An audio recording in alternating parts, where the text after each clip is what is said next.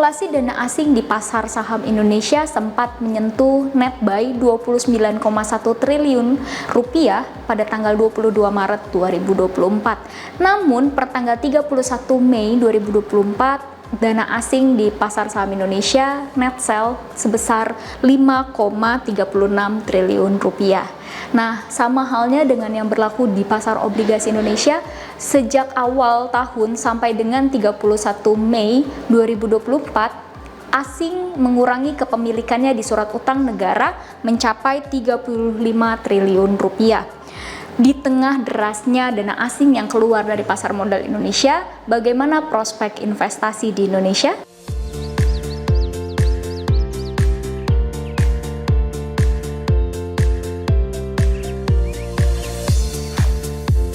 Pak Rudi, apa sih Pak yang menyebabkan dana asing keluar dari pasar saham di Indonesia, Pak?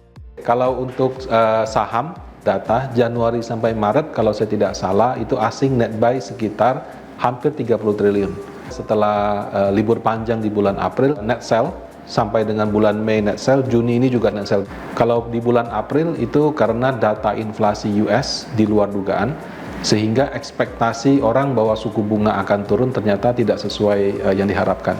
Nah, malahan prediksi bahwa suku bunga akan naik lagi. Nah, ketika orang pikir suku bunga akan turun, orang risk on. Sebaliknya, kalau suku bunga itu tidak jadi turun atau bahkan mungkin naik, itu jadi risk off gitu. Jadi risk akibatnya dana asing keluar dari Indonesia. Setelah Mei, itu kan suku bunga masih berubah-ubah.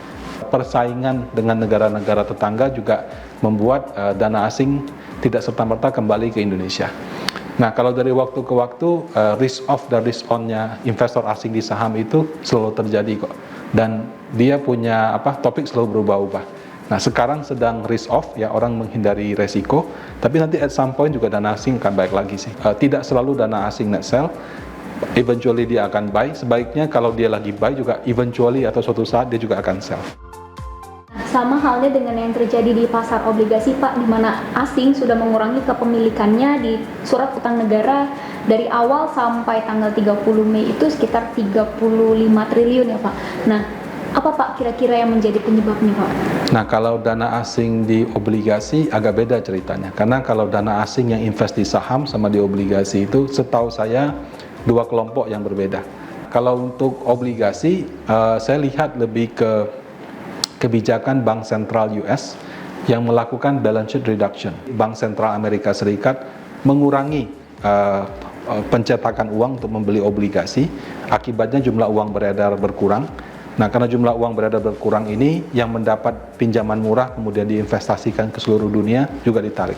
Nah, kemudian kita sekarang juga kedatangan instrumen baru, namanya SRBI, Sekuritas Rupiah Bank Indonesia. Jadi kalau obligasi FR yang terbitkan pemerintah Indonesia, kalau SRBI itu yang terbitkan BI. Mirip-mirip seperti FR, cuma jatuh temponya di bawah 1 tahun, suku bunganya sangat kompetitif, bisa 6 sampai mendekati 7%.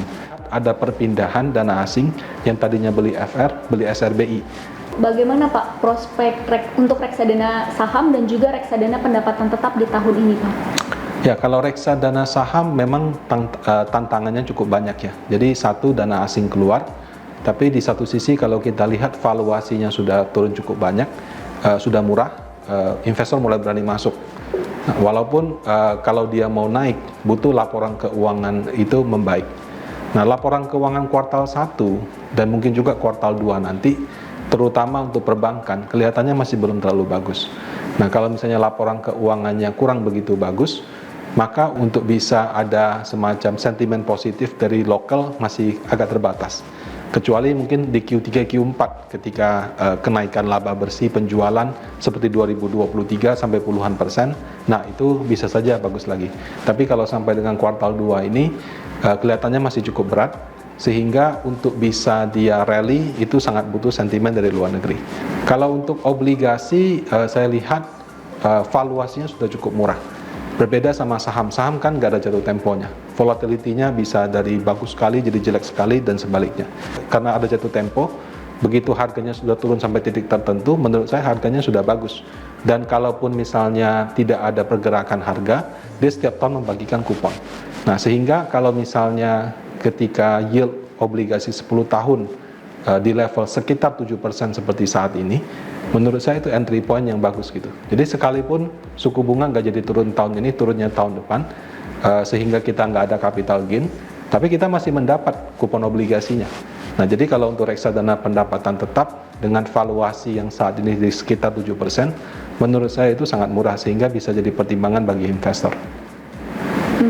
Nah Pak, sepertinya masih ada cukup banyak tantangan nih Pak untuk reksadana saham dan juga reksadana pendapatan tetap. Kalau menurut Pak Rudi, apakah ada opsi lain Pak untuk investor yang ingin berinvestasi di reksadana?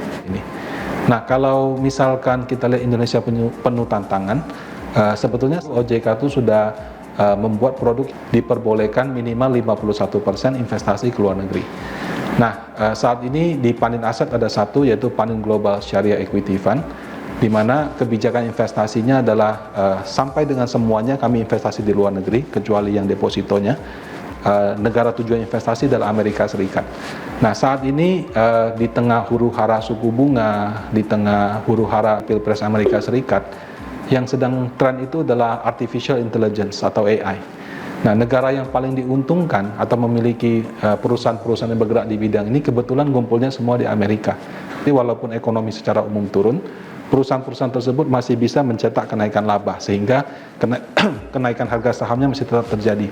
Jadi kalau misalkan investor dapat menerima resiko, karena harga saham di US itu juga volatilitas yang tinggi, bisa mempertimbangkan diversifikasi juga di reksadana syariah efek luar negeri. Karena pada saat saham Indonesia nggak kemana-mana, sahamnya US year to date sudah naik mungkin hampir 20-30%. Nah, tentu yang sudah naik ada potensi koreksi kan. Kalau yang sudah turun ada potensi rebound. Tapi kadang-kadang pada saat yang sama pergerakan antara harga saham Indonesia sama Amerika Serikat itu tidak searah. Sehingga kalau kita punya dua-duanya bisa menjadi salah satu bentuk diversifikasi.